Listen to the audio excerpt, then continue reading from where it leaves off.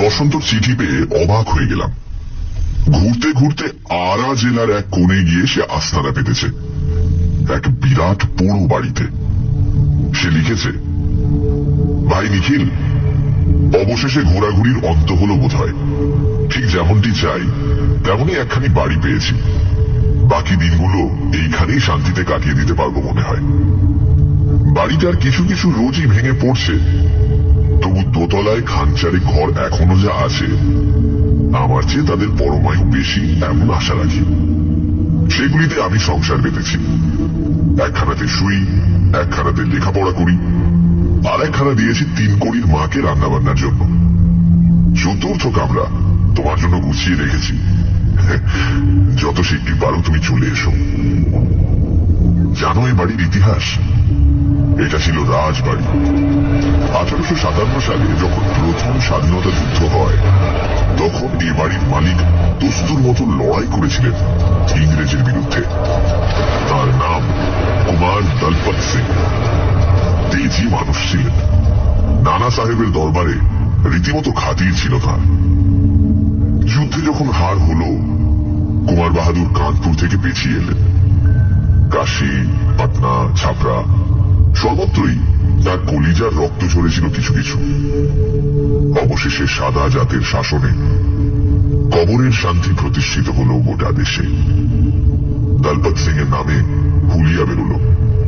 যে তাকে ধরিয়ে দেবে 10,000 টাকা পুরস্কার পাবে। নিজের জেলাতেই গা ঢাকা দিয়ে এদিক ওদিক ঘোরাফেরা করতেন কুমার বাহাদুর। এখানে সবাই তাকে চিনত, মানত, ভক্তি করত। বন্ধু, আত্মীয়, প্রজা যার বাড়িতে দুদিনের জন্য আশ্রয় নিতেন, সে যেন স্বর্গ হাতে পেত। সাবধানে তাকে লুকিয়ে রাখত আর প্রাণপণে তার সেবা করত। মোটের উপর খুব বেশি কষ্ট তিনি পাননি। ইংরেজের চরকে ভাগিয়ে দিয়ে বেশ নিরাপদে দিন কাটাচ্ছিলেন তিনি। অবশেষে বিনা মেঘে বজ্রপাত হল।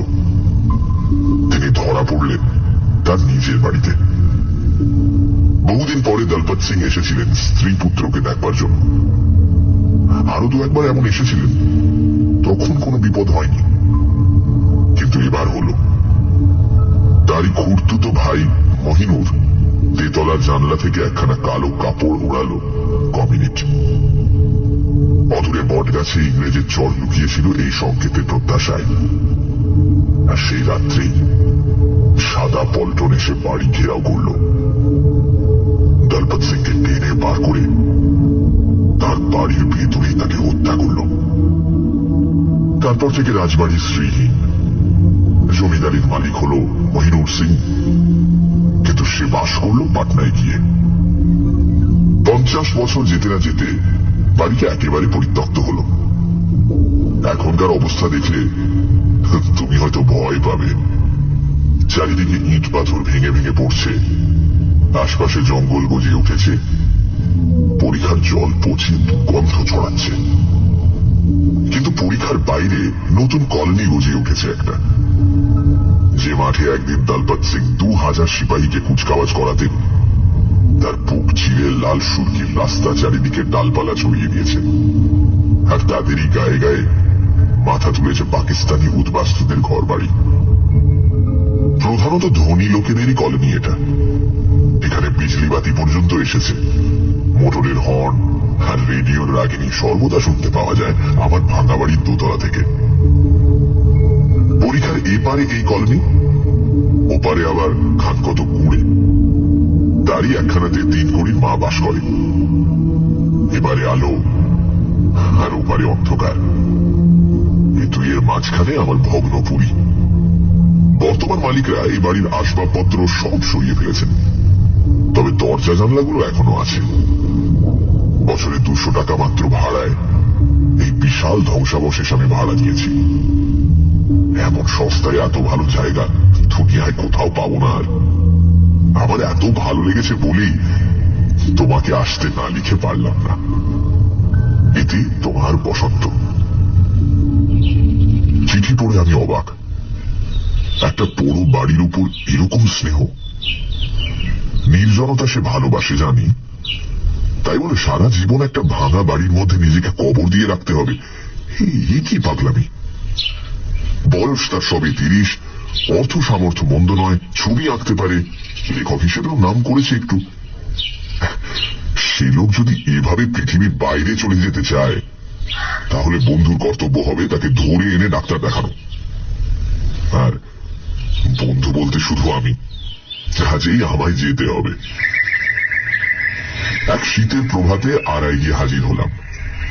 সঙ্গে নিজের গাড়ি ছিল। পথের বিবরণ বসন্তর চিঠিতে বিশদভাবেই পেয়েছি, কাজেই বাহাদুরনগরে পৌঁছতে খুব একটা কষ্ট হল না। আমার আসবার আগে বসন্তকে চিঠি দিইনি। তার সঙ্গে দেখা হওয়ার আগে একা স্বাধীনভাবে বাড়িটা দেখে নিতে চাই আমি। এই সেই কলোনি। লাল সাদা গেরুয়া রঙের ছোট ছোট বাড়ি, ফুলবাগানের ফ্রেমে আটা এক একখানি ছবি যেন। পুল আছে, পাথরের পুল। 200 বছর আগে পুলের মুখে শান্তির ঘর আর লোহার দরজা ছিল, এখনো তার চিহ্ন আছে। পুলের উপর দিয়ে ভাঙা রাজবাড়ির হাতায় এসে পৌঁছলাম। কি জঙ্গল চারিধারে, কিন্তু বড় গাছের জঙ্গল নয়, ছোট ছোট আগাছা। তাতে বিশাল অট্টালিকার এধার থেকে ওধার পর্যন্ত দেখার অসুবিধে হয় না। গাড়ি থেকে নেমে সেই দূর থেকেই নিষ্পলক নয়নে তাকিয়ে রইলাম বাড়িটার দিকে। মস্ত বড় বাড়ি, লম্বায় চওড়ায় যেমন তেমনই বিরাট উঁচু। বাড়িটা দেখে ভয় বিতৃষ্ণার বদলে শ্রদ্ধা হলো আমার। কেন যে পাগলা বসন্ত এমন করে বাড়ির মায়ার বিভোর হয়েছে বুঝলাম। জিনিসপত্র নিয়ে খানিকটা এগিয়ে গেলাম বাড়ির দিকে। বসন্ত আওয়াজ পেল বাড়ির ভেতর থেকে। জানলাতে তার মুখ দেখা গেল একবার, তারপর নেমে এসে আমায় একেবারে বুকে জড়িয়ে ধরল। গাড়ি রাখবার জায়গার অভাব নেই। বসন্ত আমায় আস্তা বলে নিয়ে গেল। একসময় 500 ঘোড়া থাকতো এই আস্তা বলে। বাড়ির তুলনায় এটা বেশ ভালো অবস্থাতেই আছে। সেখানে গাড়ি রেখে বাড়ির ভেতরে ঢুকলাম। প্রথমে সিংহদ্বার, মোটা লোহার পাতে মোড়া জবরদস্ত কাঠের দরজা। তার ডাইনে বাঁয়ে মাথার উপরে তেতলা সমান উঁচু পাথরের দেয়াল। ভেতর থেকে যদি সিংহদ্বার বন্ধ করে দেওয়া যায়, কারো সাধ্য নেই বাড়িতে ঢুকবে। সিংহদ্বারের পর একটা ঘর, দরবার ঘরের মতো। বহু স্তম্ভের মাথায় নকশা করা ছাদের কিছু অংশ এখনো বর্তমান। ভাঙা দিকটা দিয়ে চওড়া পাথরের সিঁড়ি উপরে উঠে গেছে। সিঁড়ির পাশে একসময় কাঠের রেলিং ছিল, তার চিহ্ন এখনো আছে। বসন্ত বলল, বাড়ির মালিকরা রেলিংগুলো খুলে নিয়ে বিক্রি করে দিয়েছে। সিঁড়ি চওড়া, রেলিং না থাকলেও গড়িয়ে পড়ার আশঙ্কা নেই।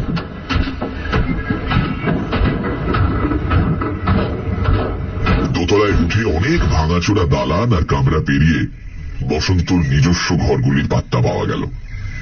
এগুলি রীতিমতো পরিচ্ছন্ন। পাথরের দেয়াল, কোথাও একটু চিড় খায়নি। গায়ে রাবণ বধের ছবি এঁকেছিল কোন শিল্পী, সেই কোন কালে। বিবর্ণ হয়ে গেলেও সে ছবির ভঙ্গি এখনো চোখে পড়ে। 3 কড়ির মার দেখা মিলল না। সেদিনকার মতো রান্না শেষ করে দিয়ে আগেই সে চলে গেছে। এবেলার ভাত আর ও বেলার রুটি সব একসঙ্গে। দুপুরের পর সে আর আসে না এখানে। আসে না কেন আমি প্রশ্ন করলাম।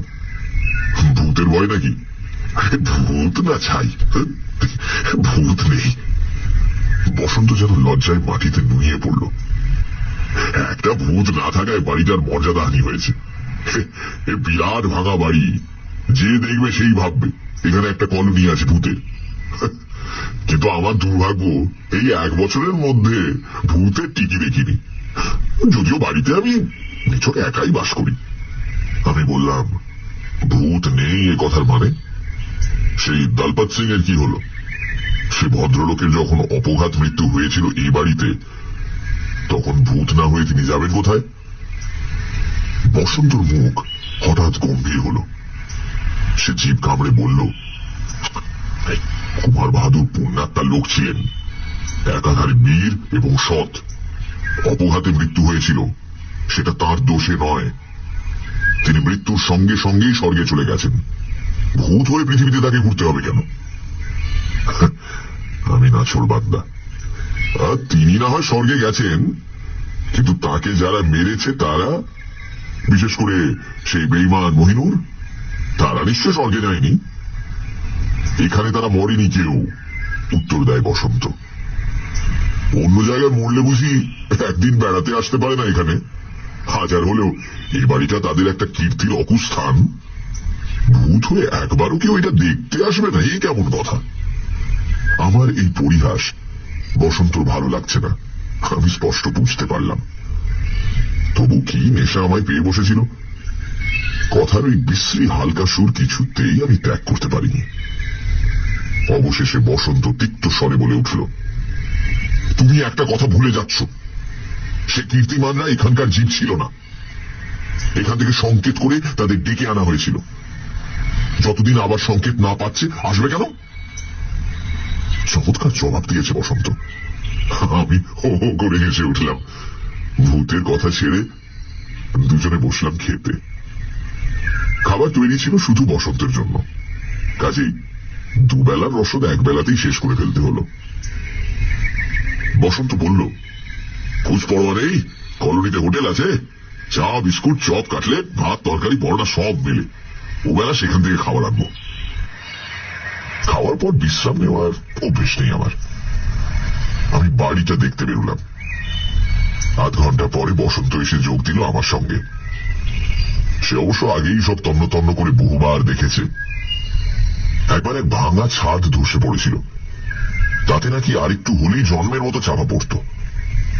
আমি গম্ভীর হয়ে বললাম, তুমি যে চাপা পড়ে মরনি এটা তো ঠিক।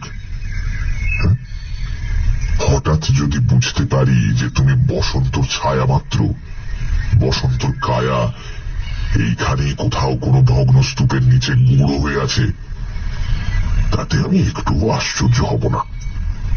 বসন্ত হেসে উত্তর দিল, কিন্তু তিনুর মা আশ্চর্য হবে সে যদি বুঝতে পারে এতদিন এত ভাত আর এত রুটি সে পাকিয়েছে শুধু একটা ছায়ার উদরপূর্তির জন্য।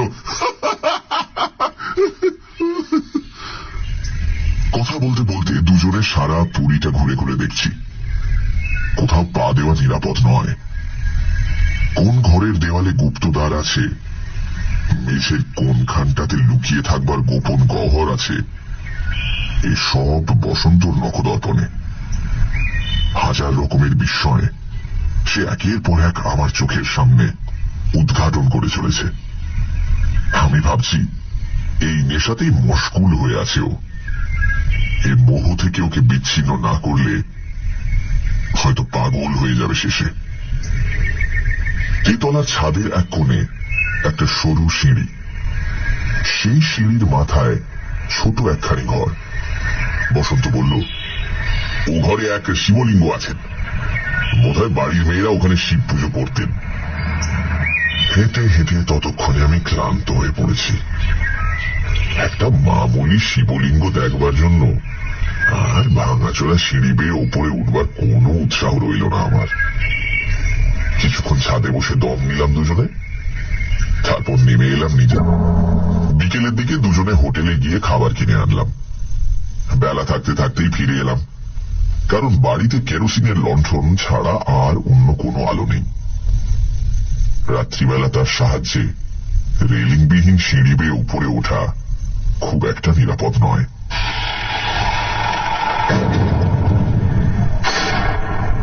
সিংহদ্বারে খিল দিয়ে দুই বন্ধু যখন দোতলায় উঠলাম, তখনও সূর্য অস্ত যায়নি। খাবারগুলো ঘরে রেখে বসন্ত বলল, তেতলায় চলো, সেখানে একটা জানলা দিয়ে সূর্যাস্ত দেখা যায়। সে যে কি চমৎকার! আমি 100 দিন দেখেছি, তবু আবার দেখার স্বাদ মেটে না। বসন্তর সঙ্গে সেই তেতলার জানলায় গিয়ে বসলাম। বসন্ত প্রায়ই এখানে বসে, কাজেই ধুলো খুব একটা নেই। সত্যি অপূর্ব দৃশ্য। খানগত খোলার ঘর, মাঠে ইতস্তত ছড়ানো। বসন্ত বলল, তারই একটাতে 3 কড়ির মা বাস করে। সেই কুঁড়েখানার প্রায় 100 হাত পিছনে এক প্রাচীন বটগাছ, তার পিছনে একটা ঝিল। সেই ঝিলের জলে অস্ত সূর্যের রক্ত রশ্মি ছড়িয়ে পড়েছে যেন এক ঝলক গোলা আবিরের মতো। আকাশ আর পৃথিবীতে এক টানা লাল রঙের সমারোহ। বুড়ো বটের ডালে এই শীতের দিনে পাতার বাহুল্য বিশেষ ছিল না। ন্যাড়া ডালগুলোকে মনে হচ্ছে যেন লালের পটভূমিতে সরু মোটা কতগুলো আঁকা বাঁকা কালির আঁচড়। দুজনে বসে আছি পশ্চিম আকাশের দিকে তাকিয়ে। হঠাৎ একখানা পা তুলে দিলাম সেই বেদির উপর। পায়ের শব্দটা জোরেই হলো, আর সেই শব্দ শুনে আমরা দুজনেই একটু সজাগ হয়ে উঠলাম। ফাঁপা জায়গায় আঘাত করলে যেরকম শব্দ হয়, এ শব্দ সেই রকম।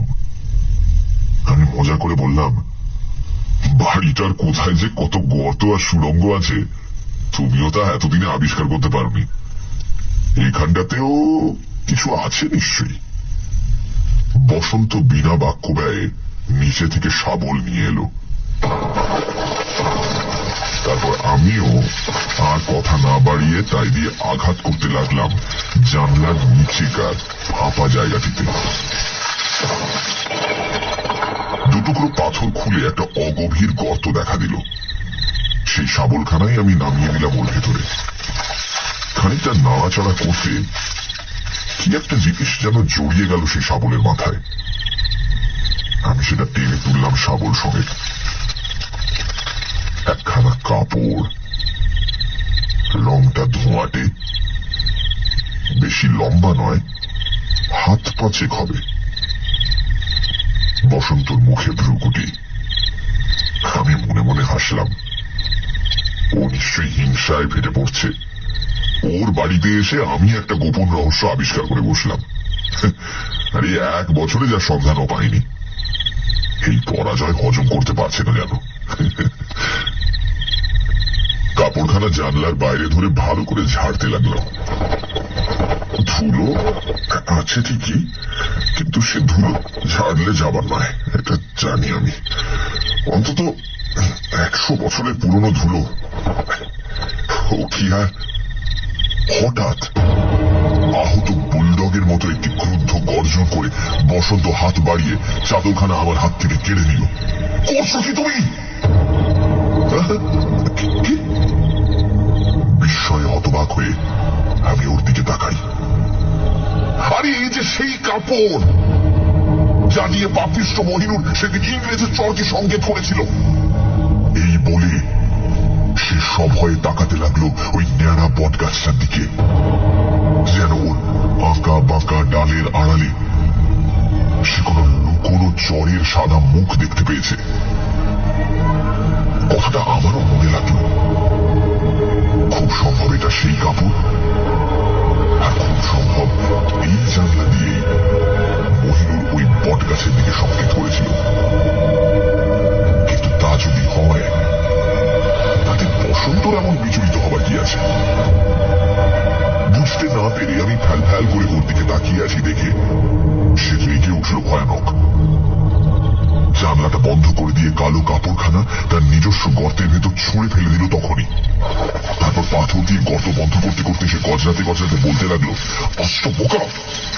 ও সংকেতে কি অনর্থই না ঘটেছিল সেদিন, আজ আবার তেমন কিছু হয় যদি। আমি আকাশ থেকে পড়লাম। আজ আবার অনর্থ? কিরকম অনর্থ? কে ঘটাবে অনর্থ? কেনই বা ঘটাবে? ঝড়ের বেগে প্রশ্নের পর প্রশ্ন করতে লাগলাম আমি। উত্তর দেবার আগে সে আমার হাত ধরে টেনে নামিয়ে নিয়ে এলো দোতলায় নিজের ঘরে। তখন সন্ধে হয়ে এসেছে প্রায়। ম্লান গোধূলির আলোয় সিংহদ্বারের দিকে তাকিয়ে সে বলল, ওই তোর খুলে আমরা পালাই, চলো, এখনো সময় আছে। তারা আসবার আগে আমরা পালিয়ে যেতে পারবো। হোটেলে একটা রাতের মতো আশ্রয় পেতে পারবো। চলো চলো, এখনই চলো। এরপর তারা এসে পড়বে হয়তো। কারা কারা এসে পড়বে? আমি কিছু বুঝতে না পেরে পাগলের মতো চেঁচিয়ে উঠলাম। কিছু বুঝতে পারছিলাম না, কেবল এইটুকু ছাড়া যে অভাগা বসন্ত বদ্ধ পাগল হয়ে গেছে। আমার প্রশ্ন শুনে বসন্ত আমার দিকে স্থির দৃষ্টিতে চাইল। আমিও ভালো করে তাকিয়ে দেখলাম তার দিকে। না, তার চোখে পাগলামির কোনো আভাস নেই। তবে এসব কি বলছে ও? বসন্ত বলল, কারা এসে পড়বে বুঝছো না? সেদিন যারা এসেছিল মনে করছো তারা আর নেই? পাগল, তারা মরেছে বটে, কিন্তু তাদের হিংসা মরেনি। পাপ দীর্ঘজীবী, রক্তের তৃষ্ণা একবার জাগলে সহজে তা পেটে না। একটা দলপত সিং এর রক্ত পান করে সেই 200 গোড়া সৈনিকের রক্ত পিপাসা চিরদিনের মতো ঠান্ডা হয়ে গিয়েছে ভেবো না। তারা আবার একটা সংকেত পাওয়ার প্রত্যাশায় আছে এই প্রায় 100 বছর ধরে। আর সেই সংকেত আজ তারা পেয়েছে, সেই একই জানলা থেকে, সেই একই কালো কাপড়ের সংকেত। আজ তারা আসবে ঠিক যেভাবে সেদিন এসেছিল।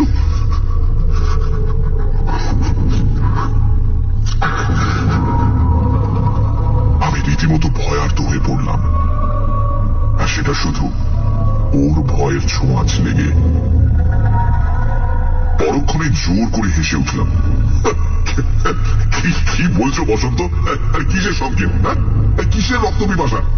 যত আজগুবি কথা ভেবে এই 1 বছর ধরে তুমি নিজের মাথা খেয়েছো। চলো খেতে বসে যাক, খেয়ে লম্বা ঘুম, তারপর সকালে তোমায় নিয়ে বাংলা মুল্লুকে ফিরে যাচ্ছি আমি। ফিরে যেতে চাইলেই ওরা তোমায় যেতে দেবে? এসে তুমি উড়িয়ে দিলে আমার কথা। বেশ বেশ, তুমি যদি মরতে রাজি থাকো আমিও আছি, দেখি কি হয়। দুজনে গিয়ে খেতে বসলাম। কেরোসিনের আলো জ্বলছে মিটমিট করে, চারিদিকে থমথমে গুমট, বাতাসের আভাস নেই কোথাও। জানলা খোলা আছে, কিন্তু কলোনিতে একটাও আলো জ্বলেনি এখনো। ওখানে বাড়িতে বাড়িতে গলিতে গলিতে বিজলি বাতি আছে, আমি দেখে এসেছি। তাহলে ওদিকের লাইন ফিউজ হয়ে গেল নাকি?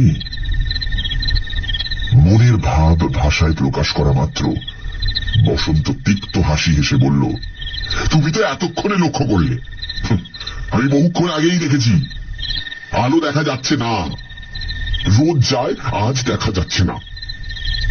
ফিউজ হয়নি, বাড়িতে বাড়িতে 100 আলো জ্বলছে ওখানে। শুধু আলোর কথা ভাবছো তুমি? আমি ভাবছি গ্রামোফোন রেডিওর গানের কথা। রোজ প্রত্যেকটা বাড়ি থেকে তার আওয়াজ পাই, আজ আর পাচ্ছি না। আর এসবের মানে বাইরের পৃথিবী থেকে এই বাড়িটা আলাদা হয়ে গেছে, আলাদা করে দিয়েছে ওরা। ওই বাইরে দেখছো জমাট অন্ধকারের দেয়াল, ও অন্ধকার এই পৃথিবী নয়, প্রেত লোকের। আমি চকিতে স্তব্ধ হয়ে বসে থেকে লাফিয়ে উঠলাম। বসন্তর হাত ধরে তাকে তুলে বললাম, চলো আমরা এখনই বেরিয়ে যাবো। তুমি যা বলেছিলে হোটেলে রাত কাটাবো আজ। তোমার এসব আজগুবি কথায় বিশ্বাস করি না, বুঝলে? কিন্তু তুমি যেরকম ভয় পেয়েছো, তাতে এখানে তোমাকে আর 1 মুহূর্ত থাকতে দেওয়া উচিত হবে না। চলো। আমার সঙ্গে ঘর থেকে বেরিয়ে যেতে যেতে বসন্ত বলল, চলো, কিন্তু বেশি দূর যেতে হবে না। ওরা এসে গিয়েছে, বাড়িটা ওরা ঘিরে বসে আছে। এখন বাইরে যাওয়া মানে ওদের মুখে ঝাঁপিয়ে পড়া। অবশ্য তাতে কিছু যায় আসে না, মরতে যখন হবেই 2 মিনিট আগে না হয় পরে।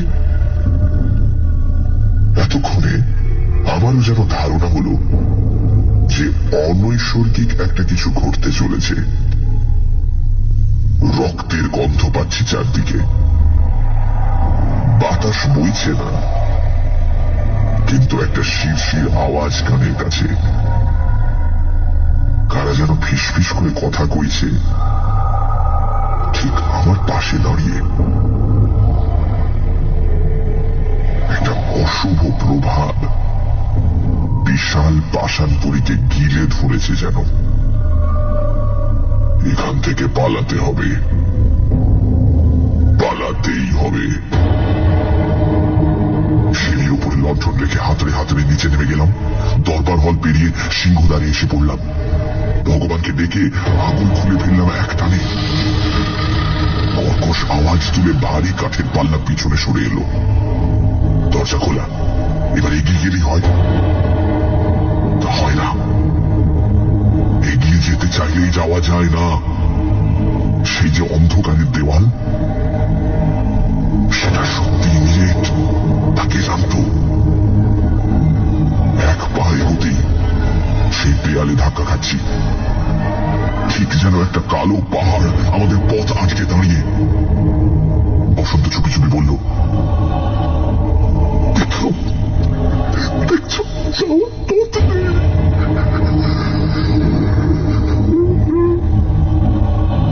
হৃৎপিণ্ড ধুক ধুক করছে কিনা ভালো বুঝতে পারলাম না। সে বিষয়ে যখন আশ্বস্ত হলাম, তখন একবার তীক্ষ্ণ দৃষ্টিতে তাকিয়ে দেখলাম সেই অন্ধকার প্রাচীরের দিকে। প্রাণপণে চেষ্টা করতে লাগলাম ওই পাঁচিল ভেদ করে ওপারে তাকানো যায় কিনা, কিন্তু না।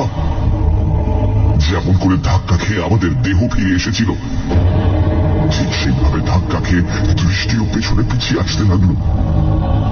কি করব ভেবে ঠিক করতে না পেরে হতভম্বের মতো তাকিয়ে আছি ওই অন্ধকার প্রাচীরের দিকে। এমন সময় হঠাৎ আলো জ্বলে উঠল এখানে সেখানে। মশালের আলো। সে আলোর রংটা নীলছে, আলোর সংখ্যা ক্রমে বেড়ে যাচ্ছে। সে আলোয় ঝকমক করে উঠছে শত শত ইস্পাতের ফলা। ওগুলো তলোয়ার না কিরিচ না বর্ষা। অস্ত্রের পেছনে সাদা সাদা মুখও যেন অস্পষ্ট দেখা যাচ্ছে অনেকগুলো। হঠাৎ পুরুষ কণ্ঠে ইংরেজি শব্দ কানে এলো, সেই আধো আলো অন্ধকারের নিরেট দেওয়াল হঠাৎ যেন জ্বলে উঠে আমাদের দিকে এগিয়ে আসতে চায়। আমি বসন্তর হাত ধরে সিংহদারির এ পিঠে পিছিয়ে এসে বিদ্যুতের মতো ক্ষিপ্র হাতে দরজায় হেঁটে দিলাম। আর সেই মুহূর্তে ওর পিঠে যেন হাজারটা দানব একসঙ্গে চিৎকার করে উঠল দারুণ আক্রোশে।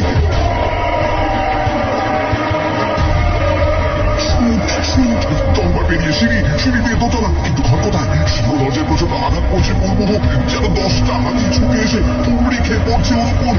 এই আক্রমণ সহ্য করে শতাব্দীর পুরনো কাঠের দরজা কতক্ষণ যে খাওয়া থাকবে। প্রলয় কোলাহল চারিদিকে, ইংরেজি ভাষায় নারকীয় তর্জন।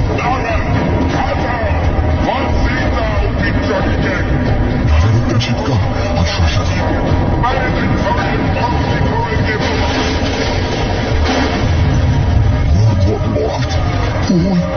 ওই ভয়াগুলো সিংহদার। আর উপায় নেই, এবার মৃত্যু। বসন্ত আমার হাত ধরে তেতলার দিকে ছুটল। জিজ্ঞাসা করলাম, কোথায়? হতাশ কণ্ঠে সে উত্তর দিল, কোথায়? চলো তেতলার ছাদে, যতক্ষণ বাঁচি চেষ্টা করতে হবে। যদি সেখানে না যাই। কেন যাবে না? বুঝে দোতলা সিঁড়িতে টুক টুক পায়ের শব্দ। তেতলা, যাওয়ার জায়গা নেই। আমি বললাম, এখান দিয়ে লাভ দিয়ে নিচে পড়ি, ভূতের হাতে মরার চেয়ে আত্মহত্যা ভালো। বসন্ত বলল, ওই সিঁড়ির মাথার ঘরটাতে উঠি, চলো। লাভ যদি দিতে হয় ওই ঘর থেকে দিতে পারবো, জানলা আছে।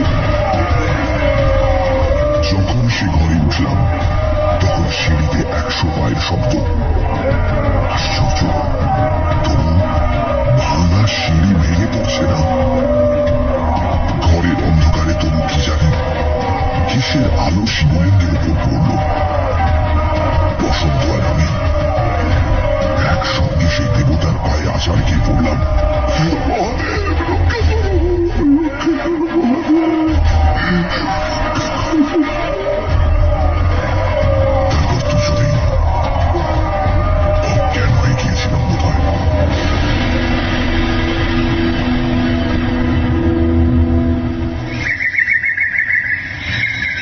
যখন জ্ঞান হলো, তখন ভোরের রোদ এসে পড়েছে আমাদের মাথায়। দুজনে দুজনের মুখের দিকে তাকাই। স্বপ্ন? না, স্বপ্ন নয়। সমস্ত বাড়ি লন্ডন গেছে এক রাতে। দরজা জানলা উপড়ানো, আমাদের খাট বিছানা পরীক্ষার জলে ভিজে চপচপ করছে।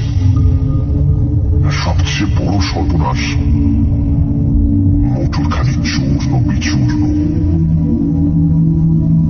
নিচে থেকে হাত জোর করে শিবলিঙ্গকে প্রণাম জানিয়ে আমরা দুজনে হাত ধরাধরি করে বেরিয়ে পড়লাম বাড়ি থেকে।